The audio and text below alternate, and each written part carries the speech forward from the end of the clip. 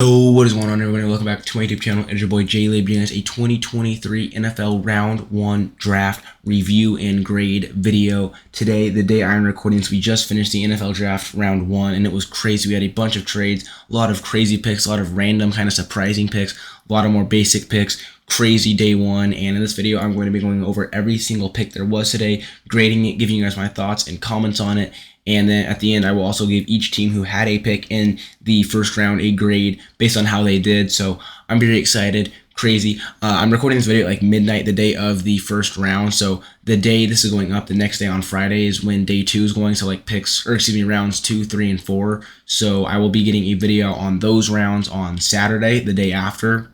So stay tuned for that. Make sure to like and subscribe if you don't want to miss out on any of that. Getting a ton of content out this weekend over the draft. And yeah, thank you guys so much for clicking on the video. I hope you guys do enjoy, but without further ado, let's just get to the video. Surprise, surprise, at pick 1, the Carolina Panthers went with Bryce Young, and this one's pretty easy, not a lot to talk about. This one was the pretty obvious pick from not the get-go because, you know, obviously a while back, CJ Stroud was considered to be the #1 favorite overall guy, but things changed. Coming into the draft, it was pretty obvious it was going to be Bryce Young, and again, not a lot to say. I like Bryce Young. He's my quarterback 1. Most people have him as their quarterback 1. I think he's the most day 1 ready quarterback. Panthers obviously knew who they were trading up for when they gave up all that draft capital and DJ Moore for the #1 overall pick. So, you know, obviously there are some size concerns, but I think the Panthers look past that, and, you know, they have their quarterback of the future. I think they finally got it right this time, and Bryce Young is going to be the generational quarterback the Panthers have been looking for. So pick 1, Bryce Young to the Panthers is an easy A for me. Now, the Texans at 2, but they also traded up to pick 3, so we can kind of show it at the same time, I guess. Starting off at pick 2, though, they went with CJ Stroud, and I like this pick. I know there was the big talk and the big rumors coming into the draft that they will either trade down and go defensive front, or they go with someone like Will Anderson or Tyree Wilson at pick 2. Now, there were two sides of that story. One, if you're confident enough that in 2024 you can trade up for the quarterback of your choice, most people thought it was going to be Caleb Williams, then do it if you are really that confident. But that is a major if. If you are that confident that you can get Caleb Williams or whatever quarterback you trade up for in 2024. And I was one of the people that was not very high on that idea, mainly because it is such a major if and such a major risk, because you are, you know, you don't know what the situation, you don't know what the draft board is going to look like in 2024. You don't know if you're going to be in a position where if you trade up to a position where you're going to get the quarterback of your choice, you don't know how much you're going to have to give up. You don't know if there's going to be a team willing to trade down with you. So I like it here. You go the safe route. You go CJ Stroud, who I'm still very high on. It seems like his draft capital is kind of tanked over the last month. You know, originally he was projected to be like the #1 overall pick, and now a lot of people had him falling. Like, you know, I saw one mock draft where he fell to the Titans at pick 11. They didn't even have to trade up. So I'm still very high on CJ Stroud. I know the cognitive test is a bit of a red flag, but I'm still very high on him, and I'm glad they went with a quarterback. Doesn't even have to be CJ Stroud. I'm just glad they went with a quarterback at pick 2. They're not taking the gamble. They're not taking the risk, and they went CJ Stroud. I like it at pick 2. But so the first pick, I'll give it a B+. I like it. I like them going CJ Stroud here, and I like the just kind of the smartness almost. I feel like it would have been very high risk, high reward. Not even high reward, just high risk, kind of medium reward to risk, you know, not going quarterback here at pick 2 and then try and go quarterback in 2024. I like it. I think DeMeco Ryans is starting by playing it off safe at pick 2. But at pick 3, that is where things get interesting. They traded up from pick 12 to pick 3 to go back-to-back picks. And this was another one that was kind of mocked. Is if they do go quarterback at 2, they could trade back up to 3 to trade up with the Cardinals to take the best defensive front player available. And that is indeed what happened. And on the trade, before we look at who they picked, the Cardinals sent the 3rd overall pick to Houston, allowing the Texans to take edge rusher Will Anderson. So, spoiler alert, yes, they did go Will Anderson. In return, the Cardinals got back the 12th round pick, so they did a flop in picks. The Texans gave up their 12th, Cardinals gave up their 3rd, as well as the number 33 overall pick in the 2nd round, and a 1st rounder in 2024, and a 3rd rounder in 2024. So, yes, the Texans did give up a lot for this pick, and some people were saying they gave up too much, but you are getting the best defensive player in the draft. And, you know, obviously Jalen Carter's there, but the Texans chose Will Anderson over him. You know, you're passing on him, the red flags, all of that with the off-field issues.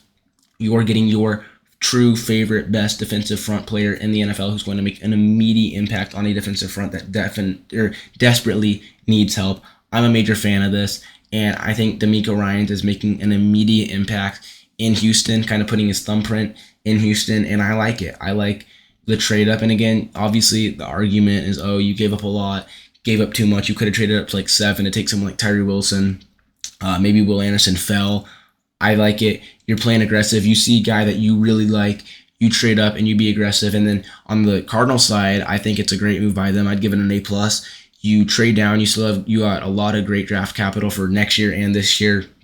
Great move. It's a win-win in my opinion. So CJ Stroud pick, I'd give it a B+. The Will Anderson trade up, I'd give it a B+ as well. Just, you did give up a lot of draft capital, but I think you did go and get your true, edge rusher, your best defensive front player available in Will Anderson. So I'll give it a B+, maybe an A, B+ to an A. You can kind of decide for yourself, but I really like the trade up, and I like the aggressiveness right away from DeMeco Ryans. Up next, at pick 4, we have the Indianapolis Colts, and they went ahead and they took Anthony Richardson. And I am a very big fan of this pick, and I know the rumors were that they were going to take Will Levis over anyone. I know someone said over CJ Stroud even. That was not the case. They went ahead and they took Anthony Richardson over Will Levis, and I really like Anthony Richardson to the Colts. Anthony Richardson has the highest ceiling in this draft class, and Shane Steichen is a great offensive-minded head coach. You see how he developed Jalen Hurts at Philadelphia and the absolute monster of a quarterback he turned him into. I think he can do the same thing with Anthony Richardson, if not better, because Anthony Richardson's ceiling is so high, and I'm a major, major fan of this pick. I think he's going to fit well with Shane Steichen's offense, and I'm very excited to see Anthony Richardson develop over the next year or two in Indianapolis. And yeah, I'm a major, major fan of this pick. And I was saying for a while, even before the Will Levis hype kind of suddenly eroded over the last week or two, that Anthony Richardson should be the Colts guy no matter what, unless CJ Stroud or Bryce Young were somehow still available. I was saying it should be Anthony Richardson just because of the potential and the incredibly high ceiling he's going to have, especially if he goes to a coaching staff and an offensive team that knows how to develop him right. I think the Colts are exactly that. I think they're going to know exactly how to develop him and unlock Anthony Richardson's true potential. And, you go from a guy like Matt Ryan, who, anyways, my point with that was just basically someone said that it is the best physical upgrade from a quarterback you can possibly have. And just Colts fans need to be super ecstatic, and I know they are. I'm very ecstatic about this pick as well, and I'm not even a Colts fan, so I'm very high on this pick. Anthony Richardson, I'm giving it an A-. I'm very high on Anthony Richardson of the Colts, and I'm very excited to see how that plays out over the next couple years. Next up at pick 5, we have the Seahawks, and this is where it gets a little interesting. Devin Witherspoon, and this pick really caught me by surprise. This is one where I really did not see coming at all, and I know a lot of people are pretty upset with it. A lot of people are not a big fan of it, and I wasn't upset with it. I think it's a good pick. I would have rather seen it be Jalen Carter to help that defensive front, which, really desperately needs help. But I think it's a good pick. I think you pair him up with Tariq Woolen, Devin Witherspoon, very versatile, can play just about anything in the secondary. So I like it. I think he really completes their secondary. Great ball skills, great awareness. So I think he's going to fit right in with Seattle. I think he's going to fit right in with Pete Carroll's defense. Again, I think I would have liked to see them go Jalen Carter just to get some immediate help on that interior D-line. I'm not saying Devin Witherspoon was a bad pick. I just would have liked it to be Jalen Carter. But again, I like Devin Witherspoon. I like the pick. I think it was a very underrated pick. I didn't see anyone mocking Devin Witherspoon to Seattle, but I like it. I think it's a great pick. And I think that secondary is going to be very, very good this year. Tariq Woolen obviously had a great year. And now Devin Witherspoon, a very versatile cornerback coming into that secondary. I think it's going to be very good secondary. So I'd give it a B-. And again, I know that might sound kind of low just because I would have rather seen it be Jalen Carter. I love the pick. I just think choosing Devin Witherspoon over Jalen Carter when your defensive front still needs a lot of help is kind of questionable. But, I think they are trying to lock down that secondary, and that secondary is pretty locked down now. I mean, it's going to be a very good young secondary for years to come, so I'm excited to watch it.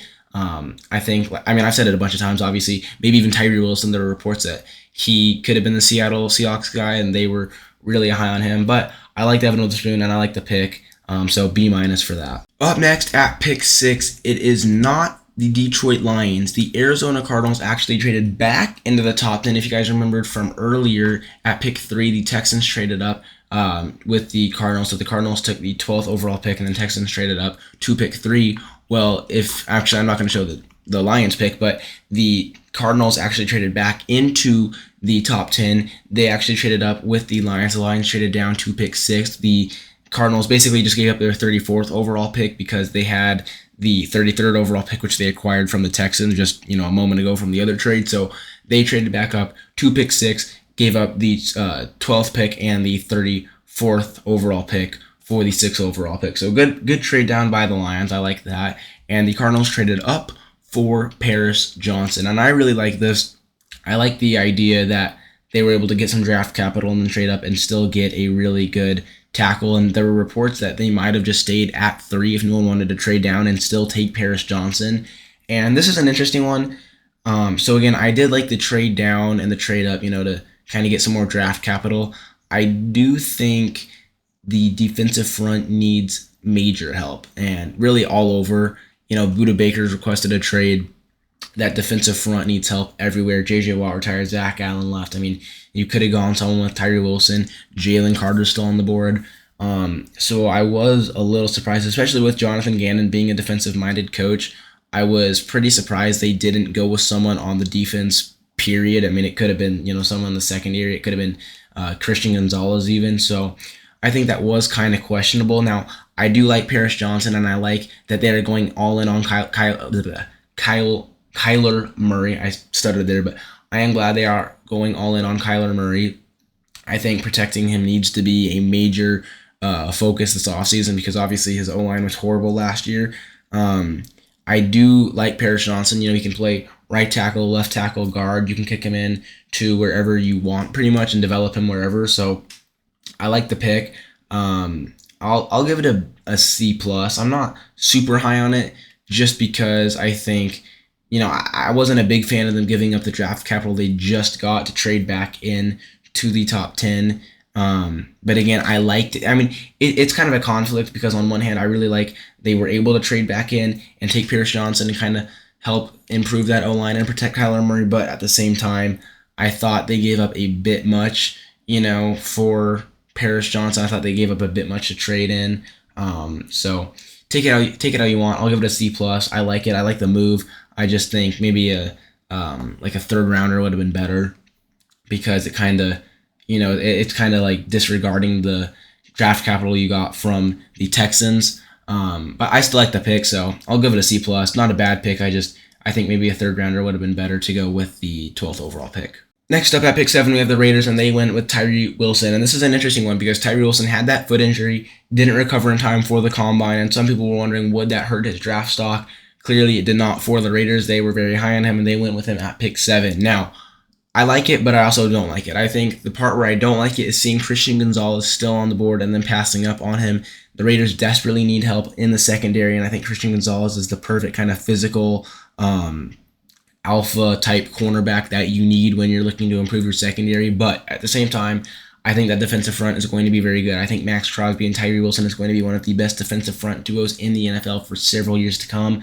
And, obviously Tyree Wilson developing under Chandler Jones, great veteran edge rusher and linebacker. So I like it. It kind of just, which would you rather prefer to, lock down and improve your defensive front even more and add an additional weapon to the outside linebacker in Tyree Wilson, or would you like to focus on your secondary? Clearly, they want to focus on their defensive front and keeping pressure. And, I like it because, some of my mock drafts I've said that one of the best ways to help a secondary that's still developing and kind of struggling is to put a lot of pressure on the offense, and the way you do that is by loading up on your defensive front. So you're in the division where you're going against Justin Herbert, Patrick Mahomes, and Russell Wilson 6 times a year. You want to get as much pressure and disruption on them as possible.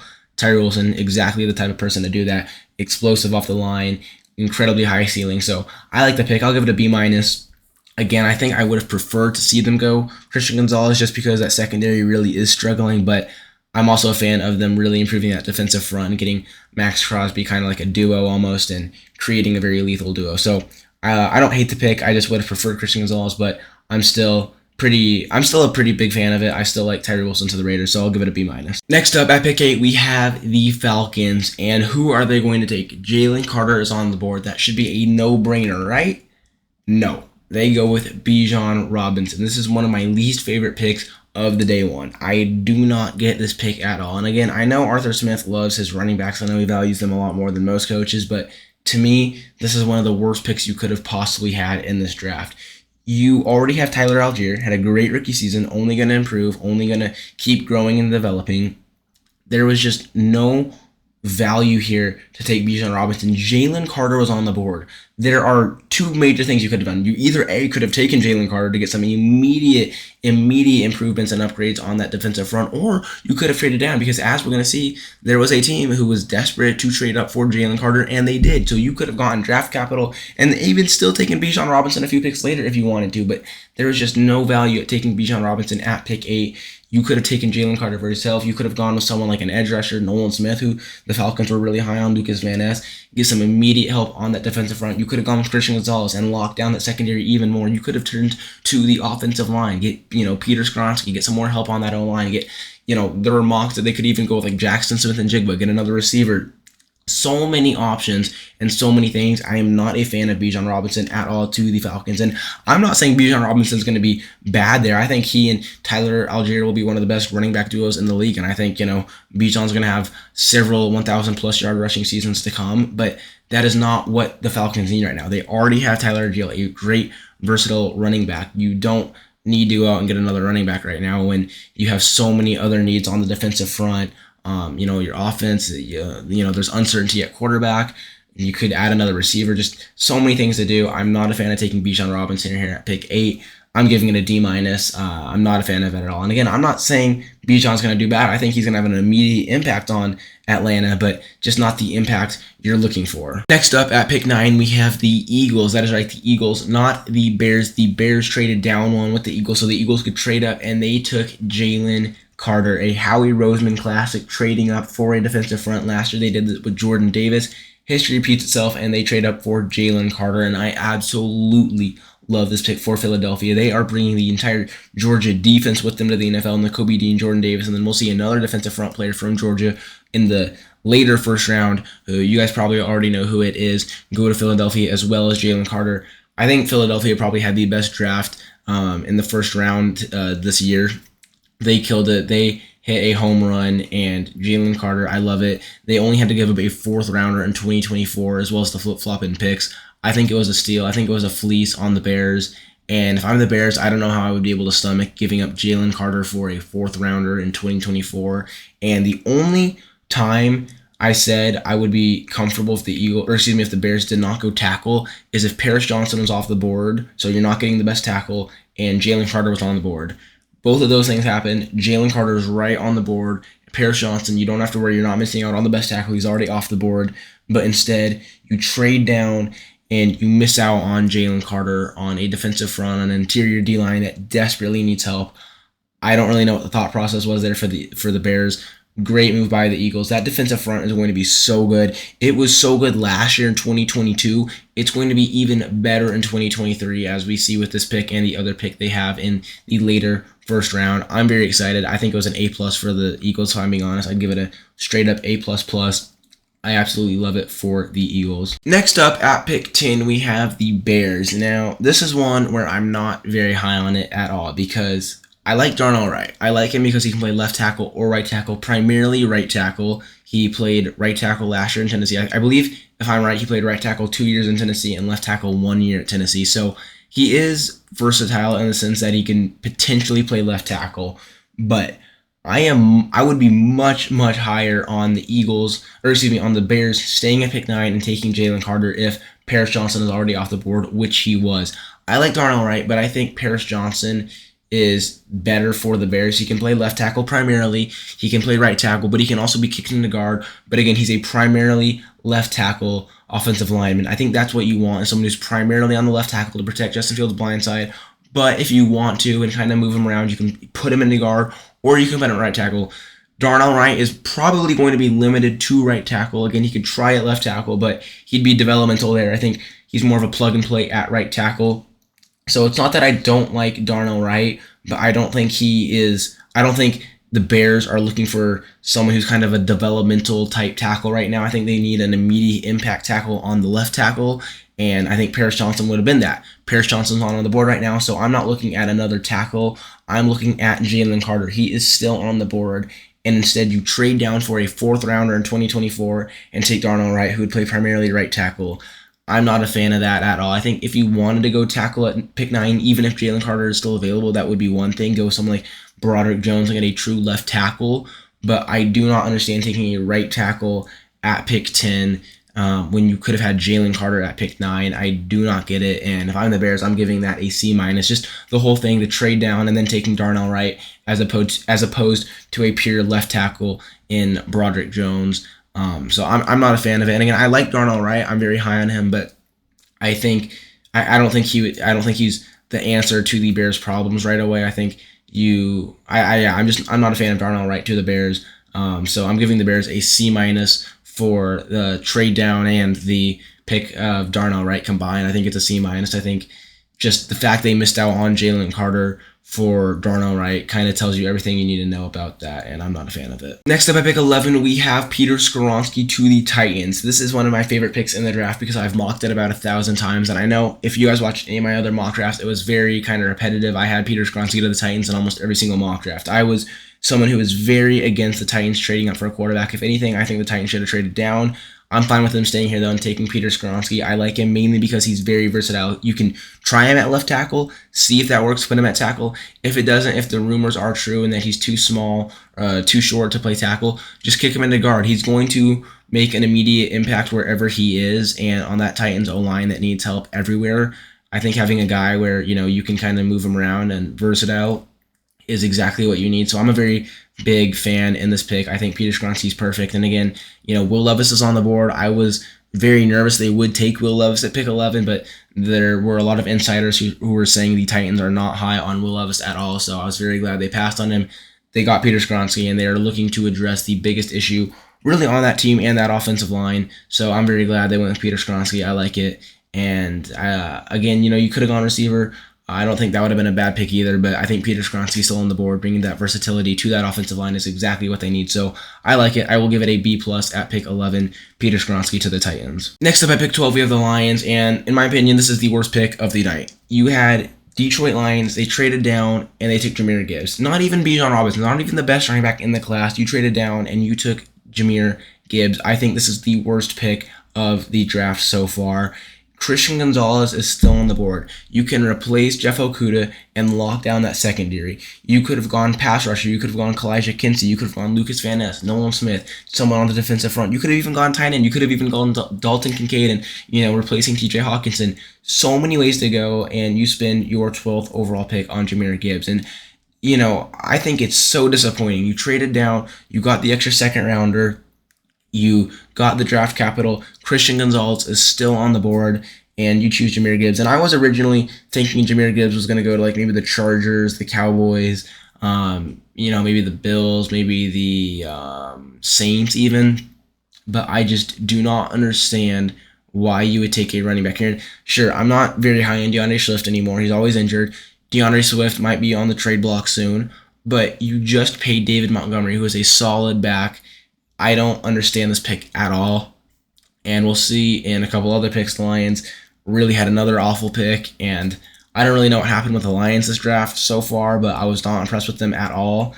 And I think this Jahmyr Gibbs, it gets an F. And I'm not, it's not that I'm not high on Jahmyr Gibbs, but I'm not high on him at pick 12 to the Lions. So Jahmyr Gibbs to the Lions at pick 12, an outright F for me. And I do not like it at all. Next at pick 13, we have the Packers, and they went ahead and they took Lucas Van Ness. Now, I think this one was a little predictable if they were to go someone on defense. And I have mixed emotions about this. On one hand, I really like Lucas Van Ness. I think he's a great pass rusher, very athletic. He's going to be a great rotational piece with Rashawn Gary on that defensive front.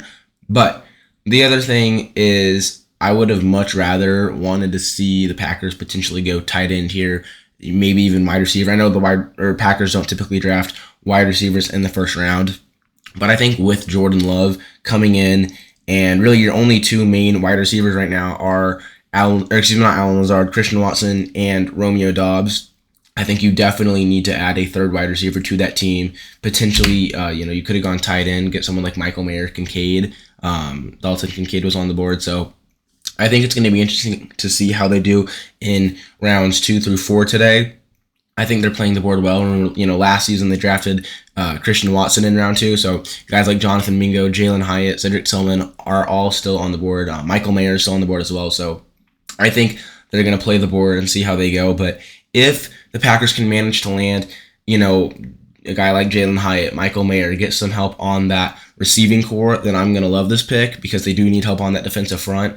But, if they end up with like a second string running back and a fullback like they did in 2020, it's going to be more of a bust pick for me. So I like it. I'll give it a B- as of now, but I kind of want to wait and see how they play the rest of the board and how they manage to help that offense in the later rounds. But as of now, though, I do like it, and I like Van Ness to the Packers, so it's a B-. Next up at pick 14, we have the Steelers, and they actually traded up with the Patriots 3 spots. They gave up a 120th pick in the 2023 draft. So this draft moved up. Who did they take? They took Broderick Jones, and I believe they moved up in front of the Jets because I believe if Broderick Jones was there at pick 15, the Jets would have taken him.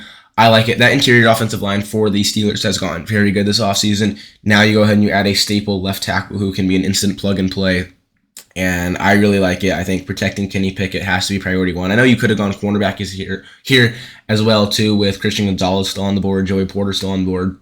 But I like it. I like that they're prioritizing protecting Kenny Pickett. And they also have the 32nd overall pick in this draft, and Joey Porter Jr. is still on the board. So I believe that would be a no-brainer for the Steelers. So I like it. I think it's an A+ if you manage to get Broderick Jones and get a staple piece left tackle, and then land Joey Porter Jr. with your second pick. I like it. So this pick, it's an A- for me. I really like it, and you are kind of solidifying that O-line and protecting Kenny Pickett. Next up, at pick 15, the Jets went ahead and they took Will McDonald. Now, this one was a bit surprising to some people. Some people would say it's a reach.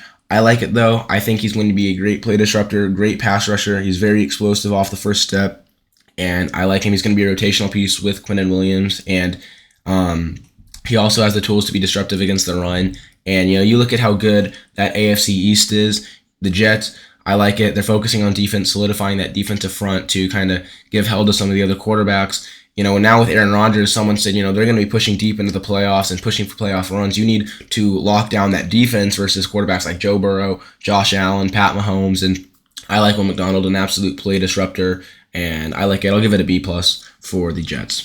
Next up, at pick 16, we have the Commanders, and they went ahead and they took Emmanuel Forbes. This one, to me, was also very surprising, and I wasn't a big fan of it, mainly because I'm much higher on Christian Gonzalez, who is still on the board. And Emmanuel Forbes, I'm not even that high on. I like him. I think he's a great, smart player, but he's a little undersized, and he still kind of has some struggles tackling. And, again, It'll be interesting to see how he fits in. His technique's still a little off, and Ron Rivera is a great coach who, obviously the notes from Bucky Brooks says he developed Josh Norman similarly, who was an undersized cornerback. But I don't know.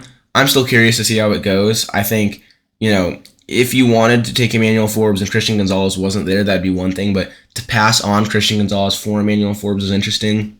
I'm giving this one a C. I'm not. I don't think it's an awful pick, and I'm curious to see how he develops, because I do think Emmanuel Forbes can develop to be a great cornerback, but I think with Christian Gonzalez still on the board at pick 16, I think that would have been the better choice. Next up at pick 17, we have my New England Patriots, and this is one of my favorite pick without a doubt in this draft so far. I absolutely love it. They traded down from pick 14, got a 4th rounder, and still managed to land Christian Gonzalez. What the Patriots did is what the Lions should have done. Trade down and then take Christian Gonzalez. The Patriots did it right, and I absolutely love it. I know Jackson Smith-Njigba was still on the board, and I was very intrigued to see, which route Bill went, but I like Christian Gonzalez. I think with Aaron Rodgers now and, Josh Allen getting another weapon who we'll see in a little bit, AFC East becoming a very loaded division very quickly, so I like it, focusing on defense, getting a kind of tall, more physical cornerback, because that's really the one thing the secondary lacked in New England, was just a tall, physical, kind of aggressive cornerback, and Christian Gonzalez is everything that I just said, and I'm very excited. I think he's going to be an immediate impact for Bill. Great awareness, great aggressiveness, and I'm very excited to watch it. This pick gets an A for me just because of the trade down. Christian Gonzalez still there at pick 17. Patriots did it right, and I was very happy to see they didn't, when they traded down, I was pretty nervous it was going to be like a Cole Strange pick all over again, which now in hindsight, I like the Cole Strange pick, but I was still nervous it was going to be, kind of a 4th round prospect with Christian Gonzalez and JSN still on the board. But Bill got it right this time, and he got it right last time too, but I'm just very excited he went with Christian Gonzalez in the trade down. Did it right. It gets an A for me. I'm very excited to see Christian Gonzalez in New England, and the whole way it was played with the trade down too. It gets an A for me. Next up at pick 18, we have the Lions, and Dan Campbell is going to be Dan Campbell. Went with linebacker Jack Campbell, and there's some debate whether a linebacker was going to go in the first round or not. Apparently, Dan Campbell saw Jack Campbell and went after him. Jack Campbell is my linebacker 1 in the class, but to me, going for a linebacker at pick 18, I was expecting to go in the late first round, in the late to mid 20s. I don't know, man. This was a weird Lions draft. This to me is like the Patriots draft last year, when they took Cole Strange. The Lions are the 2022 Patriots in terms of the draft. It does not make sense to me. And you still have a bunch of great athletic guys for the defensive front you could have gone with. Joey Porter, Deontay Banks, get another cornerback. There was so many ways you could have gone here. Even a tight end, Dalton Kincaid still on the board, Michael Mayer. And I don't know, man. I think if they, with all those guys, you could have looked to trade down maybe and go Jack Campbell. I think that would have been one thing. But to use your 18th pick on Jack Campbell, there's just no value there whatsoever. So this pick gets a D for me. So the Lions get an F and a D with their first 2 picks for me. Horrible day for the Lions. And I don't know, man. I don't get this pick. There's just no positional value there for a linebacker at all. But who knows? It gets a D for me. I guess we'll see how it plays out and how they go in day 2. But gets a D for me. Up next at pick 19, we have the Tampa Bay Buccaneers, and they went ahead and they took Kalijah Kinsey. I was actually very surprised they did not go with Will Levis here. That's kind of what I was expecting since he fell to them. They didn't even have to trade up for him. But I like this pick. I think he'll be an immediate impact on that defensive front, and I'm excited to see how it works. I think, I do think that it was. I was very surprised they passed on Will Levis, and I'm curious to see if they, go after Will Levis in day 2 or what happens there. But in terms of just the Kalijah Kinsey pick, I like it. That interior defensive line needed help in Tampa, and you're seeing how a lot of these NFC South offenses are suddenly starting to look pretty good. The Panthers, the Saints.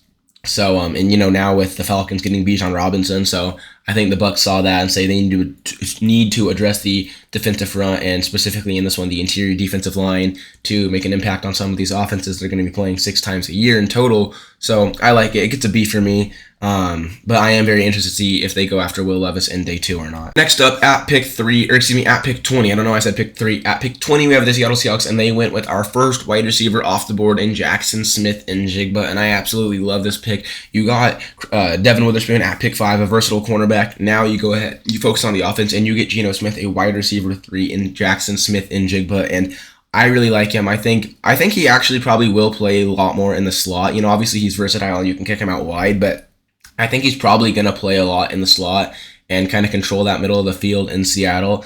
And I think Seattle's offense is going to be very, very good this season. And I think if they can land O'Cyrus Torrence, who's still on the board, with their early second rounder, I think that would kind of complete the Seattle's offense. I think it's going to be very cool, very fun to watch.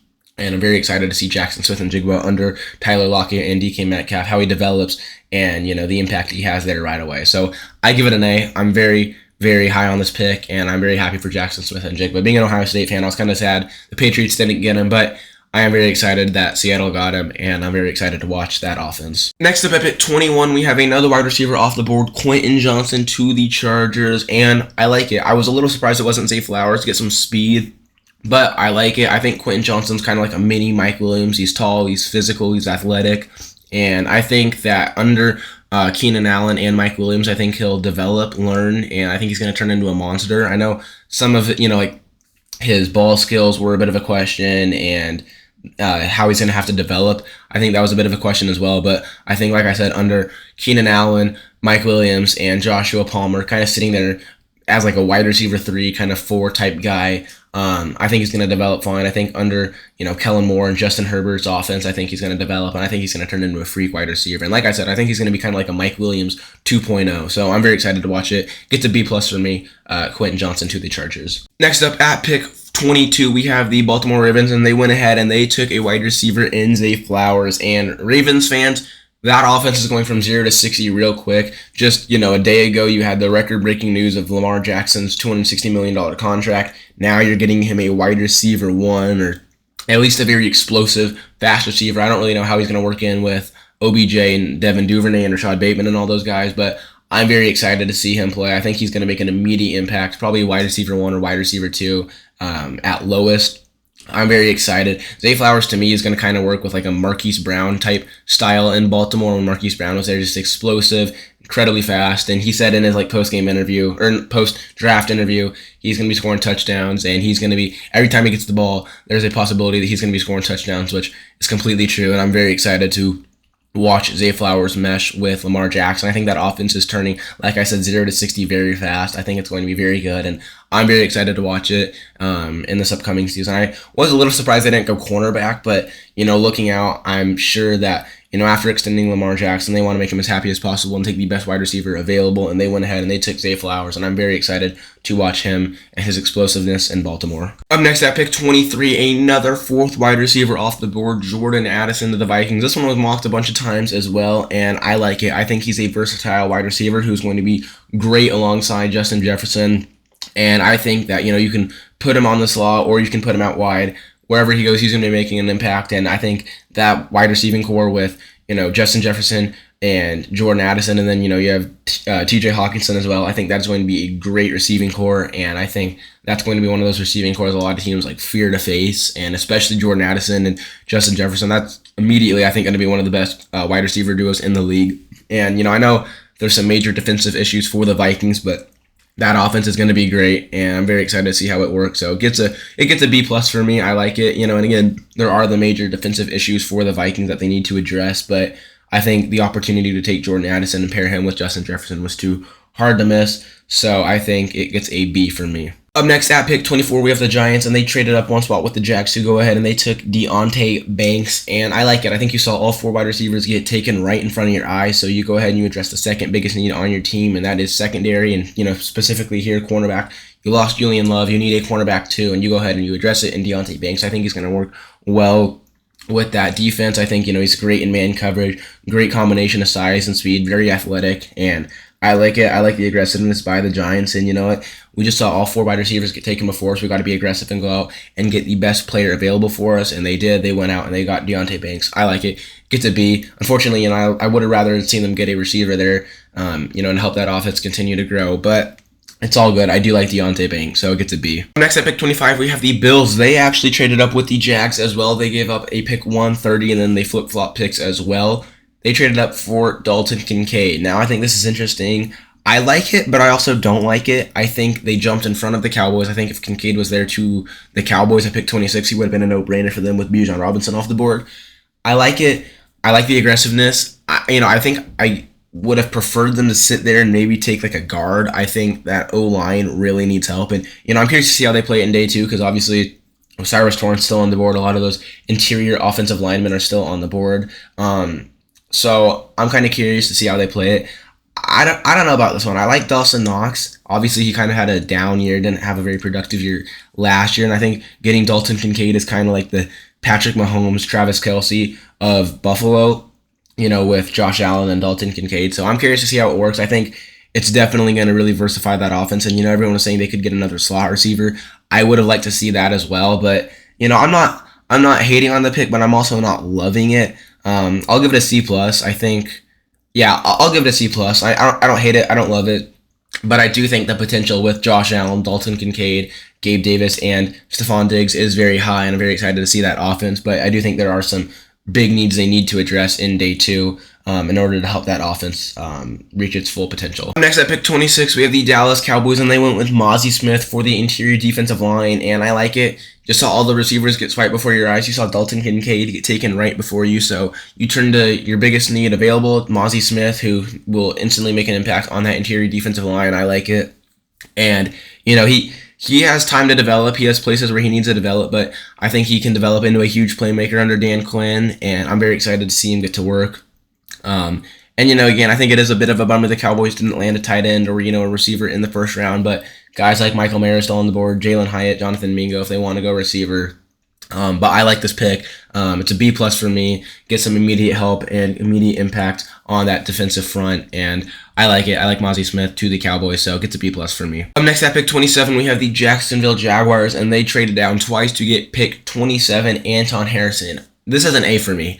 not necessarily just because of the pick, but because you managed to trade down twice, get a bunch of draft capital, and then take Anton Harrison. You still got the guy you wanted, and protecting Trevor Lawrence. I think it's an A for me. Might even be an A plus for me.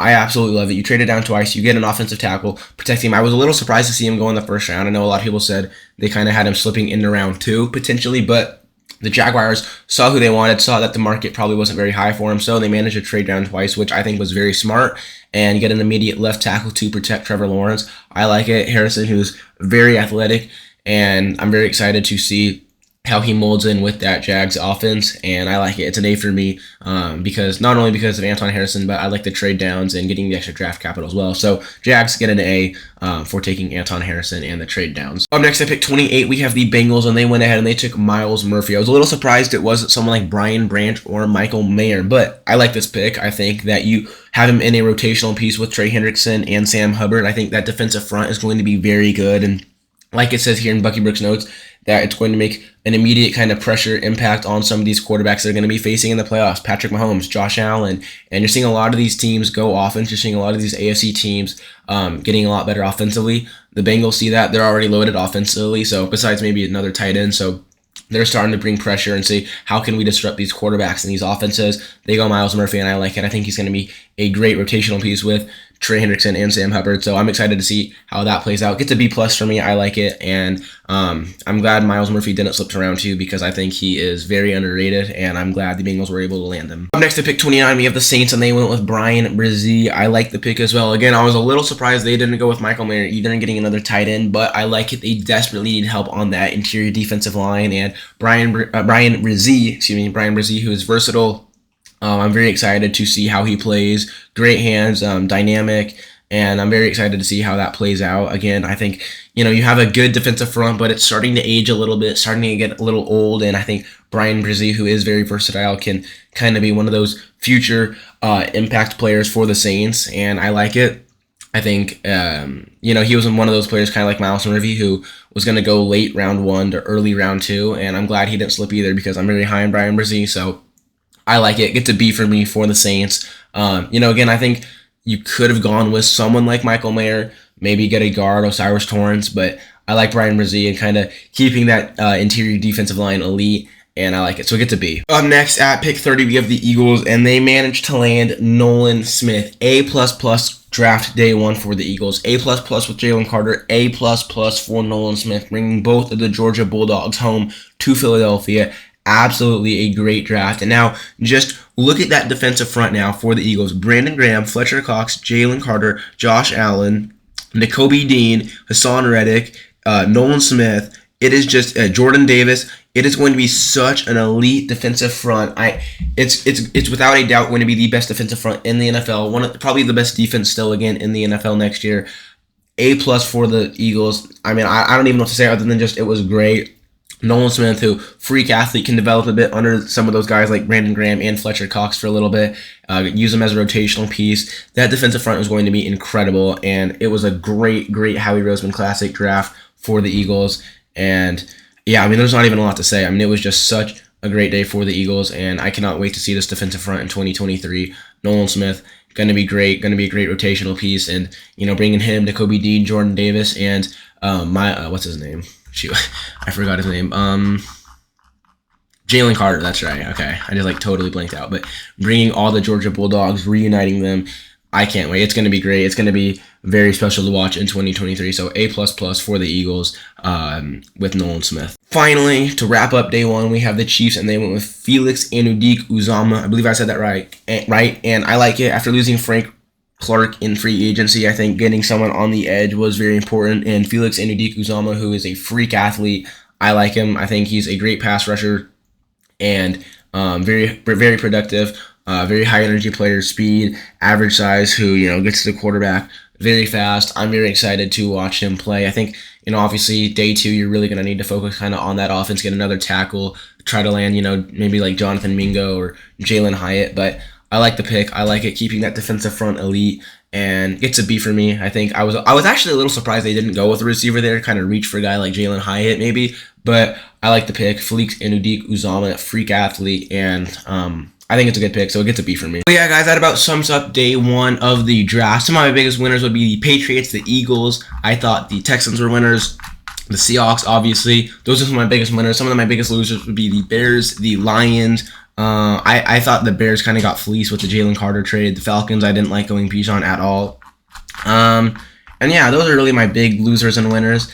Hope you guys did enjoy the video. If you guys did, make sure to like and subscribe so you don't miss out on any future content. We're going to be getting a lot of content out related to the draft coming up.